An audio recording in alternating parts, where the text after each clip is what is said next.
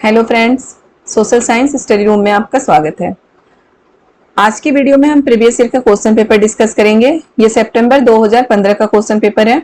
हम एक एक क्वेश्चन को अच्छे से समझते हुए उससे रिलेटेड दूसरे क्वेश्चन को सॉल्व करते हुए आगे बढ़ेंगे। इससे पहले मेरी आपसे रिक्वेस्ट है कि आप थ्योरी भी जरूर देख लें, क्योंकि थ्योरी की जो वीडियोज हैं वो देखना भी जरूरी है। हमें थ्योरी पढ़ना बहुत जरूरी है। मैं बार बार हर वीडियो में आपको समझाती हूँ कि सिर्फ क्वेश्चन पेपर पे डिपेंड रहना हमारी बहुत बड़ी बेवकूफी होगी, बहुत बड़ी गलती होगी। सिर्फ प्रीवियस ईयर के क्वेश्चन पेपर पे डिपेंड रह के कोई सीटेट क्लियर नहीं कर सकता। ठीक है, तो हमें थ्योरी भी पढ़ना है और साथ के साथ प्रीवियस ईयर के क्वेश्चन पेपर भी डिस्कस करते चलेंगे। ठीक है, तो चलिए थ्योरी भी करवा रही हूँ मैं और बीच बीच में मैं क्वेश्चन पेपर भी करा रही हूँ। थ्योरी का पार्ट हमारा करीब करीब हो चुका है। बस हिस्ट्री और ज्योग्राफी तो हमारा कंप्लीट हो चुका है। थ्योरी सिविक्स में भी हम 6 के कर चुके हैं, 7th स्टार्ट कर चुके हैं। 7th का चैप्टर भी कुछ चैप्टर हो गए, कुछ चैप्टर में कराती चलूंगी और क्वेश्चन पेपर भी साथ के साथ हम करते चलेंगे। ठीक है, तो चलिए हम स्टार्ट करते हैं। Social science, social studies. ठीक है, 31 से आप सभी को पता है जो हमारा क्वेश्चन पेपर होता है पेपर में, उसमें 31 से हमारे सोशल साइंस का पार्ट स्टार्ट हो जाता है, 31 से 90 तक। इसी में कुछ पेडालॉजी के क्वेश्चन होते हैं और फिर सोशल साइंस के क्वेश्चन होते हैं। ओके, ये 2015 का है, ये बिल्कुल याद रखना है आपको। ये 2015 सितंबर का पेपर है हमारा, 2015 सितंबर का पेपर। 2016 से लेके 2024 तक के सारे पेपर मैं आपको करा चुकी हूँ। ठीक है, सारे पेपर भी करा चुकी हूँ और साथ के साथ ये पेपर, और मैं कोशिश करूंगी साथ के साथ हिंदी के भी प्रीवियस ईयर के क्वेश्चन पेपर मैं आपको सॉल्व कराती चलूं। ठीक है, हिंदी के प्रीवियस ईयर के क्वेश्चन पेपर भी कराती रहूंगी। हिंदी में भी हमें 30 नंबर का जो होता है उसमें हमेशा ही टारगेट बना के रखिए, आपको 27 से 30 के बीच में आना चाहिए। एक तो नंबर गलती से छूट जाए या कभी कभी हमारा होता है ना कोई ऑप्शन गलत लग जाए, ठीक है, जानते हुए गलत लग जाए तो वो अलग बात है, लेकिन हिंदी में हमें 27 से 30 ये मान के चलना चाहिए कि 37 नंबर का आता है हिंदी, तो हमें 30 में 30 लेके आना चाहिए। एक दो नंबर रह जाए तो कोई बात नहीं। ठीक है, तो चलिए बेटा हम स्टार्ट कराते हैं। क्या है क्वेश्चन नंबर फर्स्ट, क्या है? सामाजिक विज्ञान के शिक्षण में चित्र कथा पट के प्रयोग के लिए सबसे महत्वपूर्ण कारण क्या है? ये पेडालॉजी की क्वेश्चन है। क्या है? सामाजिक विज्ञान के शिक्षण में चित्र कथा पट के प्रयोग के लिए सबसे महत्वपूर्ण कारण क्या है? मतलब कि क्या रीजन है? स्टोरी बोर्ड के इंपॉर्टेंस क्या है? मतलब स्टोरी बोर्ड जो होता है उसके यूज के इंपॉर्टेंस क्या है? स्टोरी बोर्ड के यूज के इंपॉर्टेंस क्या है? ये होते हैं चित्र कथापट, यानी कि स्टोरी बोर्ड। हिंदी कुछ ज्यादा ही टफ है ये। चित्र कथापट, स्टोरी बोर्ड जो होता है उसी को कहते हैं चित्र कथापट पट। और उसके यूज के इंपॉर्टेंस क्या है सामाजिक विज्ञान के शिक्षण में? घटनाओं का वर्णन करना, पहला ये है ऑप्शन में। पाठ्य पुस्तकों को आकर्षक बनाना। जब हम देखते हैं, हम अभी हमारी पॉलिटी की क्लासेस चल रही है, उसमें आप देखते होंगे ना स्टोरी है, स्टोरी में चित्र बनाया हुआ है। जैसे कि अभी मैं पढ़ा रही थी चैप्टर नंबर 2 7th की, उसमें रंजन और एक और बच्चे की स्टोरी थी। दोनों का क्या था कि चित्र बना बना के, जैसे कॉमिक्स पढ़ते थे पहले लोग, उस तरह के चित्र बनाए हुए थे। ठीक है, तो उसके मतलब कि उसका सबसे महत्वपूर्ण कारण क्या है? वैसे चित्रकथा जो कि वो स्टोरी बोर्ड होता है उसके यूज करने का क्या कारण है? घटनाओं का वर्णन करना। घटनाओं का वर्णन तो हम कर ही रहे हैं, उसके कारण। पाठ्य पुस्तकों को आकर्षक बनाना, सिर्फ पाठ्य पुस्तक को आकर्षण बनाना सही नहीं है। एक पक्षीय सूचना प्रदान करना, यह भी सही नहीं है। दिए गए वृत्तांत पर चर्चा को प्रोत्साहित करना, तो ये हमारा बिल्कुल सही है। क्या है सबसे महत्वपूर्ण कारण? घटनाओं का वर्णन करना भी एक कारण है, लेकिन सबसे महत्वपूर्ण कारण क्या है? दिए गए वृत्तांत पर चर्चा को प्रोत्साहित करना। कोई भी कारण हो उसके ऊपर जो चर्चा होता है उसकी प्रोत्साहित करना। अगर हमें चित्र के साथ कोई चीज दिख रहा हो तो हम उसकी ओर ज्यादा आकर्षित होते हैं उसके आकर्षित। तो यही चीजें हैं, इसीलिए सामाजिक विज्ञान की जो सोशल साइंस की हमारी बुक्स होती है उसमें फोटोज दिए रहते हैं, चित्र दिए रहते हैं, उससे रिलेटेड कहानियां होती हैं। ठीक है, तो नेक्स्ट मैं आपको हमेशा ही बता चुकी हूँ, कई बार बता चुकी हूँ मैं आपको कि जो पेडालॉजी के हमारे क्वेश्चन होते हैं उसमें क्या होता है, जो कि हमारी स्पीड ब्रेकर बोला जाता है वैसे क्वेश्चन को, उसमें क्या होता है कि दो ऑप्शन हमें लगेगा, या तो ये होगा या ये होगा। तो उसमें हमें ये देखना है, वो दोनों ऑप्शन करीब करीब सही होते हैं, लेकिन उसमें हमें ये देखना है कि ज्यादा अच्छा ऑप्शन कौन सा लग रहा है, हमें ज्यादा उससे रिलेट कौन सा करना है, उसी को टिक लगाना है। और जो स्पीड ब्रेकर क्वेश्चन होता है उस पर अगर आप अटक गए हो तो उसे छोड़ के आगे बढ़ जाइए। वहां पे ये नहीं कि उसमें आप 5 मिनट 10 मिनट लगा रहे हैं, बिल्कुल नहीं लगाना आपको। एग्जाम में 5-10 मिनट एक स्पीड ब्रेकर क्वेश्चन पे, जिस क्वेश्चन पे आप अटक रहे हैं उस क्वेश्चन को छोड़ के आगे बढ़ जाइए। उसके बाद 5-10 क्वेश्चन सॉल्व करिए, फिर उस क्वेश्चन को देखिए, फिर से नहीं हो रहा कोई बात नहीं, उसे छोड़िए, फिर आगे बढ़िए, लास्ट में फिर उस क्वेश्चन को देख के आप सॉल्व करिए। किसी एक क्वेश्चन पे हमें 5-5 मिनट नहीं अटकना है एग्जाम के टाइम में। ओके, चलिए अब देखते हैं क्वेश्चन नंबर 32। भारतीय संसद की भूमिका एवं कार्य प्रणाली की समझ को विकसित करने के लिए निम्नलिखित में कौन सा सबसे उचित क्रियाकलाप होगा? भारतीय संसद की भूमिका और कार्य प्रणाली, यानी कि संसद किस प्रकार से कार्य करती है और उसकी क्या भूमिका है, को समझ को विकसित करने के लिए निम्नलिखित में से कौन सा सबसे उचित क्रियाकलाप होगा? क्या है? कार्यों एवं जिम्मेदारियों का प्रवाह आरेख, मतलब क्या होता है? फ्लो डायग्राम, जो फ्लो डायग्राम होता है कार्यों और जिम्मेदारियों का, कि फंक्शन और रिस्पॉन्सिबिलिटी जो होती है उसकी फ्लो डायग्राम। संसद के अवरोध पर समाचार पत्र के लेखन पर, संसद सिर्फ समाचार पत्र के लेखन पर हम डिपेंड नहीं रह सकते हैं। युवा संसद का आयोजन, युवा संसद का आयोजन, विषय वस्तु का गठन। तो हमारा इसमें जो आंसर आया था वो ये भी हो सकता है, कार्यों एवं जिम्मेदारियों का प्रवाह आरेख, यानी कि जो फ्लो डायग्राम हम बना सकते हैं, या युवा संसद का आयोजन, की एक संसद का आयोजन हम ऐसे ही कर सकते हैं, होल्डिंग ए यूथ पार्लियामेंट, मतलब कि वैसे ही हम उस तरह के एक आयोजन कर सकते हैं, किस तरह से पार्लियामेंट में क्या क्या काम होता है, इस तरीके से हम बच्चों को समझा सकते हैं। मतलब मान लो कि एक एक्ट करवा के हम बच्चों को उसके बारे में समझा सकते हैं। तो इसमें 1 और 3 दोनों ही होगा आंसर। अगर ये 2016 वाले 15 जो भी बच्चे देखे आए होंगे उस टाइम, ठीक है, आज से करीब 9 साल पहले की बात है, तो उसमें 1 में लगाए, 3 में लगाए, दोनों आंसर सही होता है। अब देखिए नेक्स्ट, एक शिक्षिका विद्यार्थियों को सुझाव देती है कि वे एक तालिका बनाएं जिसमें उनके द्वारा एक सप्ताह में उपयोग किए जाने वाले पानी की बाल्टियों की संख्या लिखी गई है। ठीक है, आप एक वो बना लो, चार्ट बना लो, जिसमें क्या होता है कि एक हफ्ते के अंदर आपने कितनी पानी यूज किए, कितनी बाल्टी पानी यूज किए, उनकी संख्या लिखी गई है। इस गतिविधि के बाद वो पानी के प्रयोग और संरक्षण के बारे में चर्चा शुरू करती हैं। शिक्षिका कक्षा में किस प्रकार के अधिगम को प्रोत्साहित कर रही है? समस्या समाधान अधिविधि, पूछताछ विधि, निगमनात्मक विधि, या फिर वृत्त अध्ययन विधि?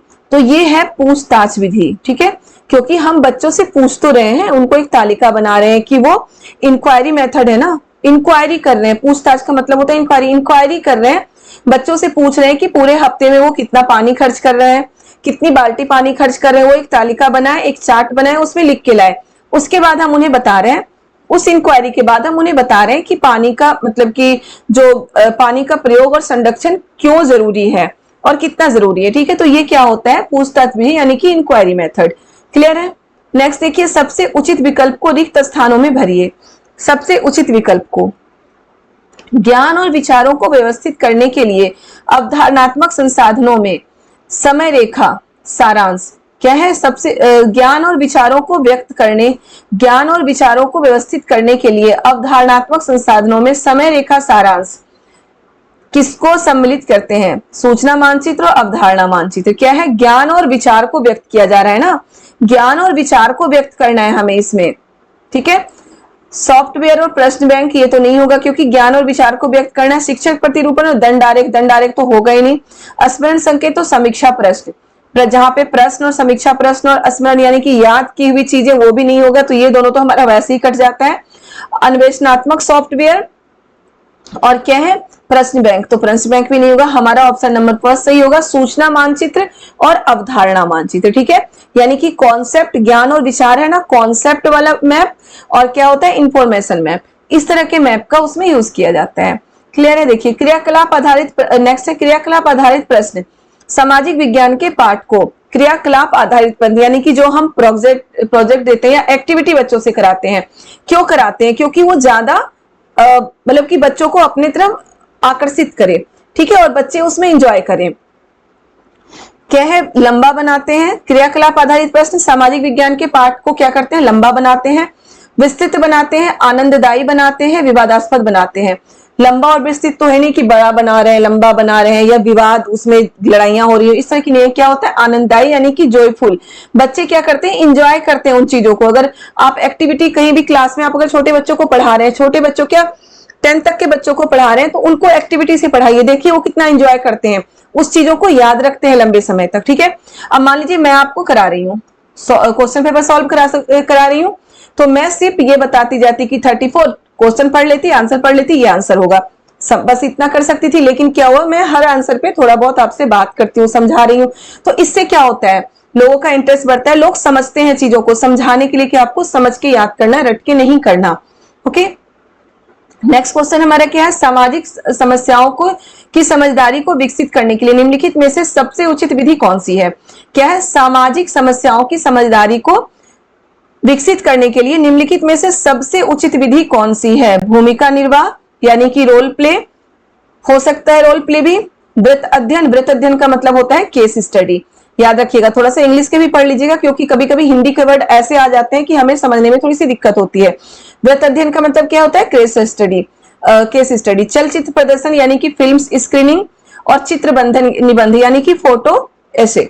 तो हमारा क्या होगा कि सामाजिक समस्याओं की समझदारी को विकसित करने के लिए क्या करेंगे हम, जो केस स्टडी होती है, इस तरह की विधि सबसे अच्छा होता है, सबसे अच्छा माना जाता है। मान लो कोई भी समाज में कोई समस्या हो, उस पर हम डिस्कशन कर रहे हैं, हमारे सिलेबस में, हमारे चैप्टर में किसी समस्या के बारे में बताया गया, जैसे असमानता, असमानता भी एक समस्या है, तो हम वैसे लोगों की केस स्टडी करेंगे। केस स्टडी का मतलब होता है किसी एक व्यक्ति को जिसके साथ कुछ ऐसी घटना हुई है, उनसे हम बात करते हैं, उनसे पूछते हैं कि उनके साथ क्या क्या हुआ है, उस समय उन्हें क्या फील हो रहा था, किस तरह के प्रॉब्लम का उन्हें सामना करना पड़ा था, ये सारे केस स्टडी होते हैं। ठीक है, तो वही है वृत्त अध्ययन या उसे केस स्टडी कहते हैं, ये विधि सबसे उचित होती है। नेक्स्ट है, एक शिक्षिका अपने विद्यार्थियों को सरकारी परियोजनाओं के बारे में जानकारी प्राथमिक स्रोतों के माध्यम से देना चाहती है। ओके, निम्नलिखित में से कौन सी योजना अनुपयुक्त होगी, अनुपयुक्त होगी, याद रखिए कौन सी योजना अनुपयुक्त होगी। क्या है, एक शिक्षिका अपने विद्यार्थियों को सरकारी परियोजनाओं में जानकारी के बारे में जानकारी प्राथमिक स्रोतों के माध्यम से देना चाहती है, निम्नलिखित में से कौन से अनुपयुक्त होगी। सरकारी मतलब कि गवर्नमेंट जो स्कीम होती है उसकी जानकारी देना चाहती है, तो प्राथमिक स्रोत के माध्यम से, तो कौन सा, इसमें कौन सी योजना अनुपयुक्त होगी, सरकारी परियोजना पर पुस्तक की समीक्षा। एक खंड विकास अधिकारी के साथ साक्षात्कार, बिल्कुल सही, एक खंड विकास अधिकारी के साथ मतलब कि क्या होता है, डेवलपमेंट ऑफिसर के साथ अगर हम लोगों की इंटरव्यू करवाएंगे तो उससे उन्हें बहुत जानकारी मिलती है बच्चों को कि जो सरकारी योजनाएं हैं वो क्या है। विद्यार्थियों के पड़ोस में लागू होने वाली योजनाओं का सर्वे, बिल्कुल सही है, जो हमारे पड़ोस में सर्वे कुछ योजनाएं लागू होती हैं उसका सर्वे करवाना कि वो किस तरह से काम हो रहा है, क्या क्या काम हो रहा है। विद्यार्थियों के पड़ोस में लागू होने वाली परियोजनाओं पर हुए खर्च का एक रिपोर्ट, तो ये भी सही है कि खर्च का रिपोर्ट, जो हमारे आसपास, जो विद्यार्थियों के आसपास, स्टूडेंट के आसपास कोई भी योजना लागू हो रही है तो उसके खर्च का रिपोर्ट अगर बच्चे रखेंगे तो उस पर भी क्या होगा कि उन्हें बहुत सारी जानकारी मिलेगी। तो ये तीनों हमारा सही है।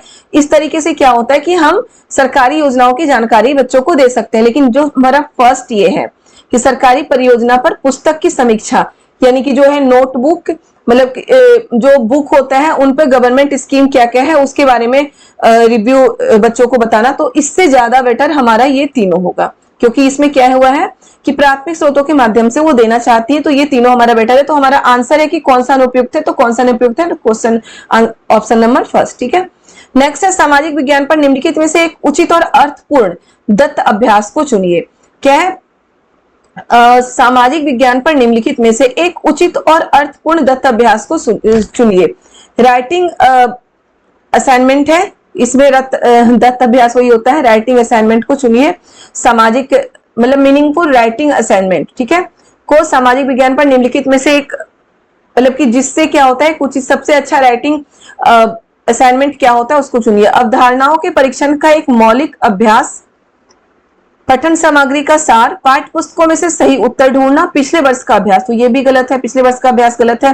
पाठ्य पुस्तकों में से सही उत्तर ढूंढना, ये भी सही नहीं है। पठन सामग्री का सार यानी कि एक समरी तैयार करना कि जो हम पढ़ चुके हैं चैप्टर की समरी तैयार करना, वो भी सही नहीं है। हमें तो राइटिंग असाइनमेंट बनवाना है, तो क्या है, अवधारणाओं के परीक्षण का एक मौलिक अभ्यास, मतलब कि अवधारणाएं जो वो सोच चुके, उनके कॉन्सेप्ट कितना क्लियर हुआ है, उनका एक मौलिक अभ्यास हम कराएंगे। ओरिजिनल जो भी उनका कॉन्सेप्ट क्लियर हुआ है उस चीज को हम लिखवाएंगे। ठीक है, तो ये होता है ओरिजिनल असाइनमेंट। क्लियर है, ऑप्शन नंबर फर्स्ट हमारा सही होगा। नेक्स्ट है, लोकतांत्रिक संस्थानों के प्रति विद्यार्थियों में दोषदर्शिता को रोकने के लिए निम्नलिखित में से कौन से दो विकल्प सबसे उचित होंगे। लोकतांत्रिक संस्थानों के प्रति विद्यार्थियों में दोषदर्शिता को रोकने के लिए, जो लोकतांत्रिक संस्थान है यानी कि जो हमारे लोकतंत्र में जो संस्थान होते हैं, डेमोक्रेसी इंस्टीट्यूशन जो होते हैं, जो हमारे लोकतंत्र में संस्थान होते हैं, उसमें दोषदर्शिता यानी कि क्या कहते हैं, उसमें जो कुछ गलत चीजें हो रही हैं उसको रोकने के लिए, ठीक है, निम्नलिखित में से कौन से दो विकल्प सबसे उचित हैं? पहला क्या है, आदर्श कार्य प्रणाली एवं सिद्धांतों पर बल देना, बिल्कुल सही है, आदर्श कार्य प्रणाली और सिद्धांतों पर बल देना चाहिए हमें। दूसरा है संस्थानों के बदलाव में असंभावनाओं को इंगित करना, ये गलत है। असंभावनाओं को मतलब कि संस्थाओं के बदलाव ही असंभव है, इस तरह की बातें करना ये तो गलत है। सामाजिक विषमता की अपरिहार्यता पर बल देना, मतलब कि क्या होता है कि सोशल जो इक्वेलिटी है, सामाजिक विषमता क्या है, सोशल इक्वेलिटी, इस चीज पर बल देना तो ये भी गलत चीज है कि ये कभी उसमें इसका ये मतलब होता है कि वो कभी बदला ही नहीं जा सकता, तो ये भी हमारा गलत है। नेक्स्ट है जागरूक जनता की भूमिका को इंगित करना, तो हमारा ए और डी सही है कि आदर्श कार्यप्रणाली एवं सिद्धांतों पर बल देना और जागरूक जनता की भूमिका को इंगित करना, ए और डी हमारा बिल्कुल सही है, ठीक है। नेक्स्ट है उच्च प्राथमिक स्तर के सामाजिक विज्ञान की कक्षा में, उच्च प्राथमिक स्तर पहले बता चुके हूं क्या है, 6 से 10th मान के हम यही चलते हैं, ठीक है, 6 to 8 भी हो सकता है लेकिन 6 से 10th हम मान के चलते हैं। उच्च प्राथमिक स्तर के सामाजिक विज्ञान की कक्षा में लैंगिक भूमिका पर विद्यार्थियों की बातचीत को प्रोत्साहित करने के लिए सबसे उत्तम विधि निम्नलिखित में से कौन सी होगी? जो लैंगिक विविधता मतलब कि लड़के और लड़कियों में जो अंतर होता है उस पे हम चर्चा करवा रहे हैं, ठीक है, बातचीत को प्रोत्साहित कर रहे हैं, उस पे हम चर्चा कर रहे हैं, तो सबसे जो अच्छी विधि, सबसे उत्तम विधि क्या हो सकता है? अनुभवों पर निर्देशित चर्चा, बिल्कुल सही है, अनुभवों पर निर्देशित, अगर हम जो अनुभव कर चुके हैं उस पर हम बहुत अच्छे से चर्चा कर सकते हैं। किसी की बताई हुई चीज या किसी रट के किसी चीज पर चर्चा करना इतना आसान नहीं होता, जितना आसान क्या होता है कि जो हम अनुभव कर चुके हैं उस पर हम चर्चा करें। विशेषज्ञों द्वारा व्याख्यान प्रदर्शनी में जाना, विद्यार्थियों द्वारा इंटरनेट में ढूंढना, तो ये सारे हमारे गलत है। जितना हम अनुभव से किसी चीज को बता सकते हैं, हम चर्चा उसी चीज पर कर सकते हैं ज्यादा अच्छे से जिसका हमें अनुभव हो, ठीक है, तो अनुभवों पर निर्देशित चर्चा ये बिल्कुल हमारा सही होगा। चलिए हम नेक्स्ट देखते हैं। पोर्टफोलियो सतत एवं व्यापक मूल्यांकन का एक महत्वपूर्ण माध्यम है, क्योंकि पोर्टफोलियो क्या होता है? सतत एवं व्यापक मूल्यांकन का, यानी कि कंटिन्यूअस तरह के जो मूल्यांकन चल रहा है और बहुत बड़े पैमाने पे जो मूल्यांकन चलता है उसका महत्वपूर्ण माध्यम है, क्योंकि क्रियान्वित करना सरल होता है। दूसरा, न्यूनतम सूचना प्रदान करता है, ये तो लार्ज सूचना प्रदान करता है, ज्यादा सूचना प्रदान करता है। विद्यार्थियों में कौशल के विकास को इंगित करता है, बिल्कुल सही है हमारा थर्ड, विद्यार्थियों में कौशल के विकास को इंगित करता है। अनिवार्य है, कोई अनिवार्य नहीं है, जो कहते हैं पेपर या एग्जाम जो मूल्यांकन होता है ये कोई अनिवार्य नहीं होता, थर्ड हमारा सही है, विद्यार्थियों में कौशल के विकास को इंगित करता है। ओके, नेक्स्ट क्या है? जब आप विद्यार्थियों को एक ऐतिहासिक स्मारक दिखाते हैं तब आप उन्हें किस प्रकार के अधिगम के स्रोत से सीखने के लिए प्रोत्साहित करते हैं? जब हम विद्यार्थियों को एक ऐतिहासिक स्मारक दिखाते हैं, याद रखिएगा, तो जो चीज हम आंखों से देखते हैं वो हमारा प्राथमिक स्रोत होता है, ठीक है, जो हम अनुभव करते हैं वो क्या होता है? हमारा प्राथमिक स्रोत होता है किसी भी चीज को समझने के लिए, और किसी भी चीज को मतलब कि किसी का कॉन्सेप्ट क्लियर करने, किसी भी चीज को समझने के लिए प्राथमिक स्रोत क्या होता है? जिसे हम आंखों से देख रहे हैं। तो इसमें क्या है? हम ऐतिहासिक इमारत को दिखा रहे हैं विद्यार्थियों को, तो वो क्या होगा? प्राथमिक स्रोत होगा। ओके, नेक्स्ट है ऑप्शन है पाठ्य स्रोत, लेखा चित्रकला संसाधन, पारंपरिक लोक संसाधन, ये तो देख के सारा गलत लग रहा है, हमारा प्राथमिक स्रोत होगा। हमेशा याद रखिए कि आंखों से जो हम चीज देख के किसी भी चीज को अनुभव कर रहे हैं तो वो प्राथमिक स्रोत है। ओके, नेक्स्ट है कल्पना कीजिए कि आपको श्रीरंगपट्टम के युद्ध और टीपू सुल्तान की मौत के बारे में खबर देने वाले दो पुराने अखबार मिलते हैं, ठीक है, एक अखबार ब्रिटेन का है और दूसरा मैसूर का है। श्रीरंगपट्टम के युद्ध में टीपू सुल्तान की मृत्यु हुई थी, क्लियर हो रहा है इसमें, वो लड़ाई किसके किसके बीच हुई थी? टीपू सुल्तान और अंग्रेजों के बीच लड़ाई हुई थी, जिसमें टीपू सुल्तान हार गए थे और उनकी मौत हो, मतलब उन्हें मार दिया गया था, ठीक है। तो हमें उस समय के दो अखबार मिलते हैं, एक तो मैसूर जहां के राजा थे टीपू सुल्तान, और दूसरा क्या? ब्रिटेन का अखबार। दोनों अखबारों के लिए इन घटनाओं के बारे में एक एक सुर्खी लिखिए, ठीक है। कक्षा 8 के इतिहास की पाठ्य पुस्तक में इस क्रियाकलाप को शामिल करने का क्या कारण है? ये क्वेश्चन हम कर रहे हैं बच्चों से। ओके, तो क्लास 8 में है ये हमारा, तो इस क्रियाकलाप को कराने के क्या कारण हो सकते हैं? विद्यार्थियों में लिखने के कौशल को विकसित करना, फर्स्ट है विद्यार्थियों में विचारों की विविधता की अवधारणा को विकसित करना, ब्रिटेन द्वारा राज्य में मिलाए जाने वाले अभिलेख तैयार करना, लोगों को ब्रिटिश नीतियों के बारे में बताना। तो ऑप्शन नंबर हमारा 2 सही होगा कि विद्यार्थियों में विचारों की विविधता की अवधारणा को विकसित करना। इसमें विचारों की विविधता को, अवधारणाओं को विकसित करना क्यों हमारा होगा कारण? क्योंकि इसमें देखिए जो न्यूज़पेपर है उसमें क्या बताया गया है, एक तो ब्रिटेन का न्यूज़पेपर है, एक इंडिया का न्यूज़पेपर है मैसूर का। तो जो मैसूर का न्यूज़पेपर है वो टीपू सुल्तान के सपोर्ट में बात करेगा, और वही जो ब्रिटेन का न्यूज़पेपर है वो अंग्रेजों के सपोर्ट में बात करेगा। तो हमें क्या हुआ, विचारों की विविधता मिल रही है ना उससे, तो क्या होता है बच्चों में विचारों की विविधता डेवलप होगी कि कैसे दो लोग अपने अपने तरीके से सोचते हैं और विचारों में विविधता होती है। ओके, नेक्स्ट है राष्ट्रीय पाठ्यचर्या की रूपरेखा 2005 सामाजिक विज्ञान के संदर्भ में सुझाती है कि बच्चे एक विद्यालय जीवन का मेल कक्षा के जीवन से होना चाहिए, बाहर के जीवन के साथ होना चाहिए, कि बच्चों के विद्यालय जीवन का मेल कक्षा के जीवन से होना चाहिए। सिर्फ क्लास के जीवन से थोड़े ना हो सकता है उनका मेल, बाहर के जीवन से होना चाहिए। बिल्कुल सही है। 2005 की जो रूपरेखा है उसमें क्या गया बोला गया है कि हम पढ़ा रहे हैं बच्चों को, उससे क्या है जो आसपास का समाज है उससे रिलेट करके हमें पढ़ाना चाहिए बच्चों को। बच्चों के आसपास के समाज, हमारे जो आसपास के समाज है उससे रिलेट करके हम बच्चों को पढ़ाएंगे, तभी बच्चे ज्यादा चीजों को समझ पाएंगे।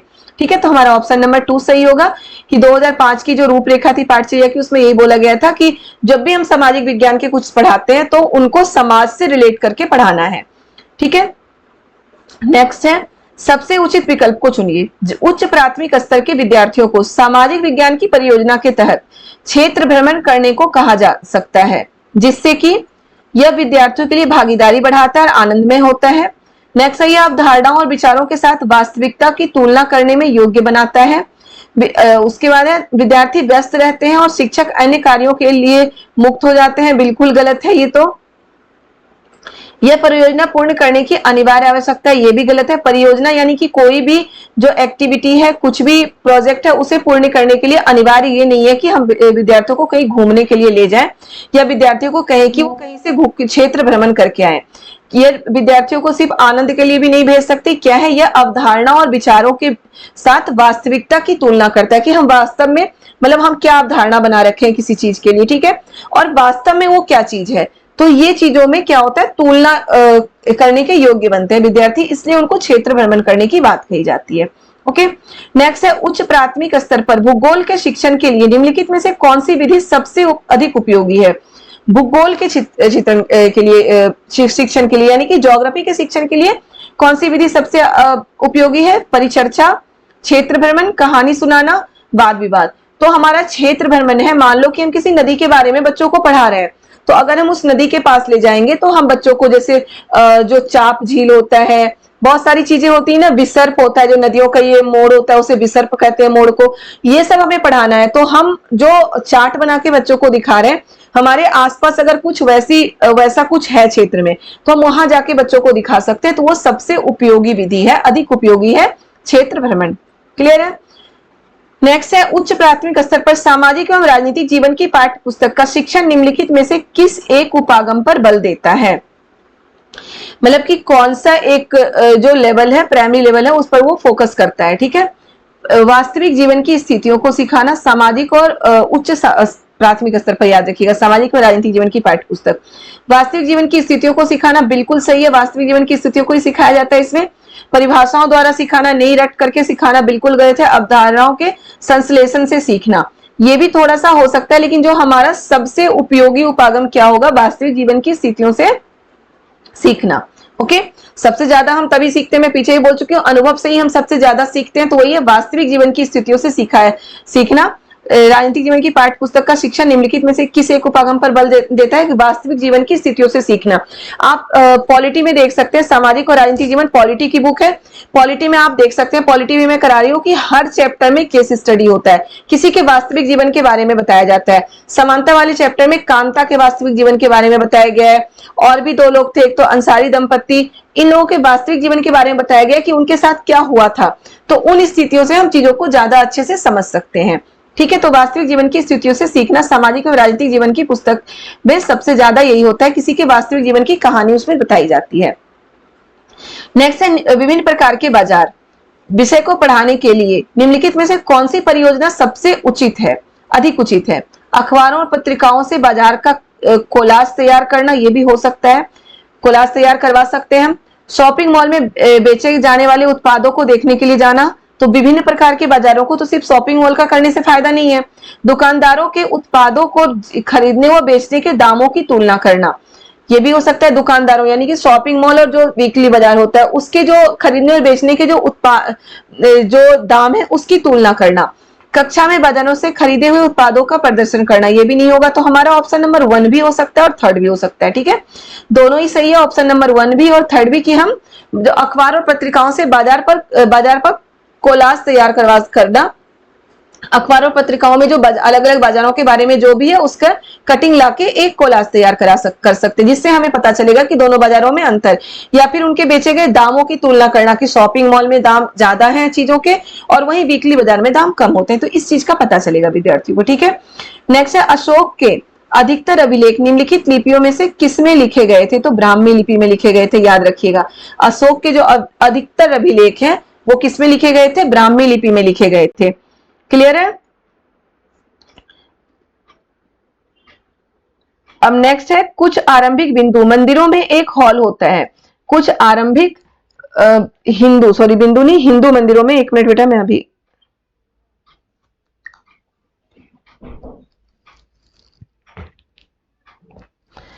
क्या है,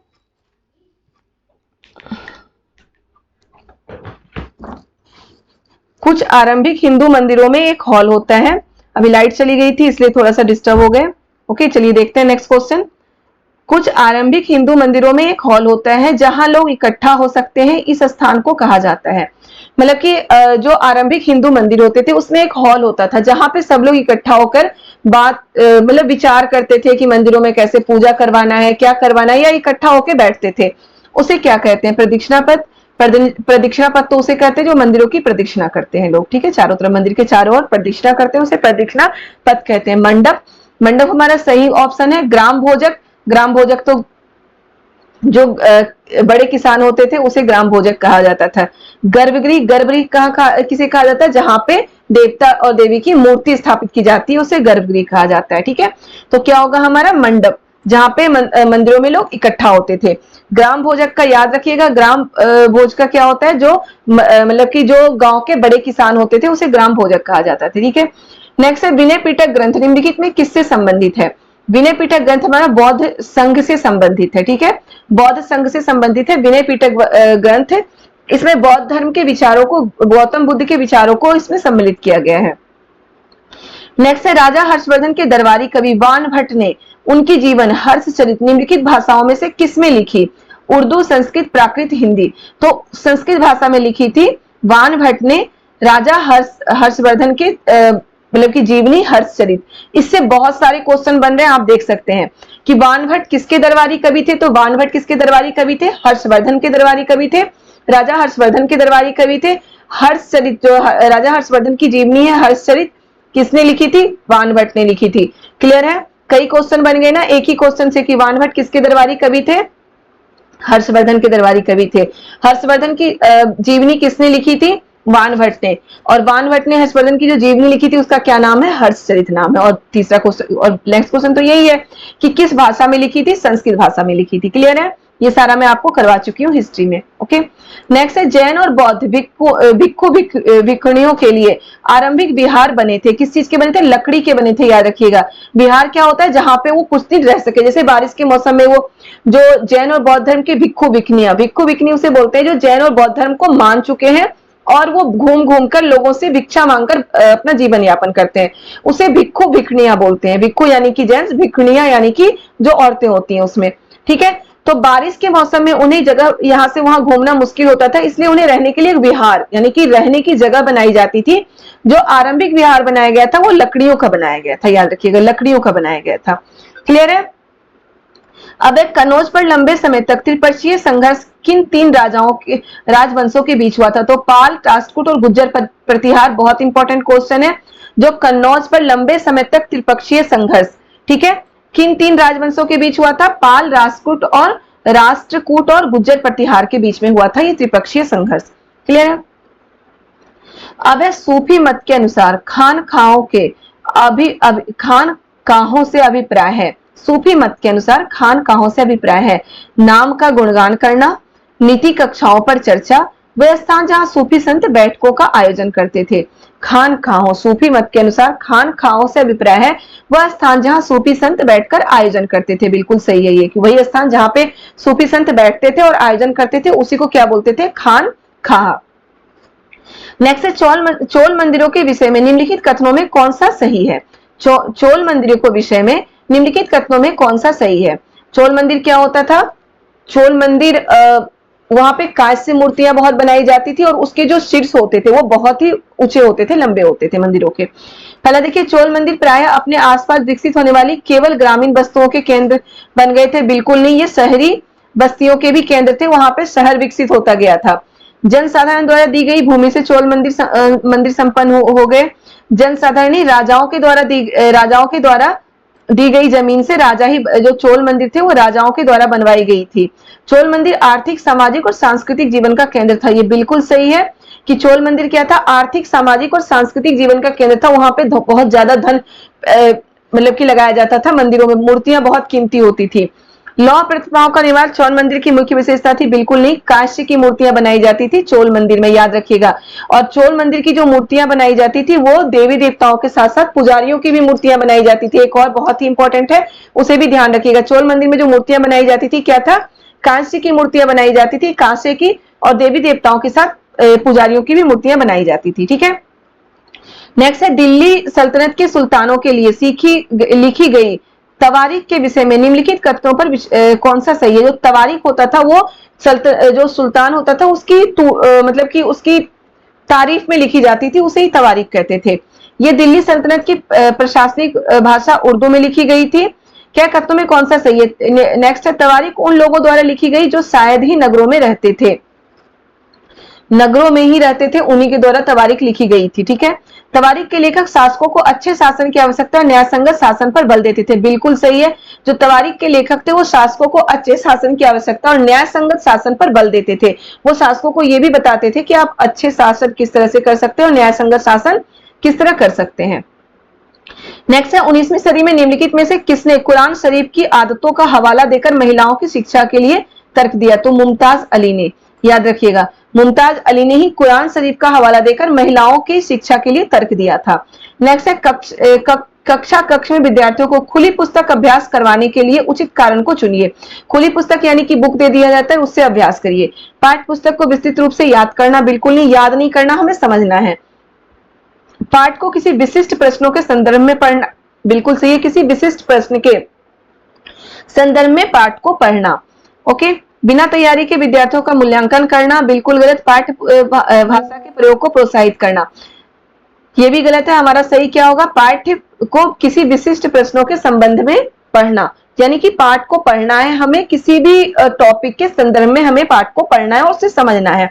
ये होता है खुली पुस्तक अभ्यास। ओके। नेक्स्ट है, सामाजिक विज्ञान के विषयों के अध्ययन का महत्व इसलिए है क्योंकि बच्चे इससे भूत की घटनाओं का मूल्यांकन कर सकते हैं। बिल्कुल, सिर्फ अतीत के लिए थोड़ी ना है सामाजिक विज्ञान, उससे हम वर्तमान को रिलेट करके पढ़ेंगे। प्राकृतिक संसाधनों को संरक्षित कर सकते हैं, लोकतंत्र के बारे में विस्तार से सीख सकते हैं, समाज को और उसके पर्यावरण को समझ सकते हैं। तो बिल्कुल ये सही है हमारा सामाजिक विज्ञान के लिए कि समाज और पर्यावरण दोनों को समझने के लिए हम सामाजिक विज्ञान पढ़ते हैं। ओके। तो 60 क्वेश्चन यानी कि 30 क्वेश्चन आज के वीडियो में मैं करा चुकी हूँ। नेक्स्ट वीडियो में 30 क्वेश्चन में कराऊंगी 61 से 90 तक। तो नेक्स्ट वीडियो में आज शाम को ही डाल दूंगी। अभी ये वीडियो, नेक्स्ट वीडियो आज शाम को ही मैं अपलोड कर दूंगी। तो दोनों वीडियो आप जरूर देखें। प्रीवियस ईयर के क्वेश्चन पेपर के साथ साथ थ्योरी जरूर पढ़ें। मैं बार बार बोलती हूँ, सिर्फ क्वेश्चन पेपर पे हमें डिपेंड नहीं रहना, हमें थ्योरी भी पढ़ना है। ओके। तो चलिए बच्चों, आज की वीडियो हम यही खत्म करते हैं। अभी तक जिन्होंने वीडियो को सब्सक्राइब नहीं किया है, चैनल को प्लीज सब्सक्राइब कर दे, वीडियो को लाइक करें, कमेंट करें और ज्यादा से ज्यादा शेयर करें। ओके बच्चों, बाय बाय।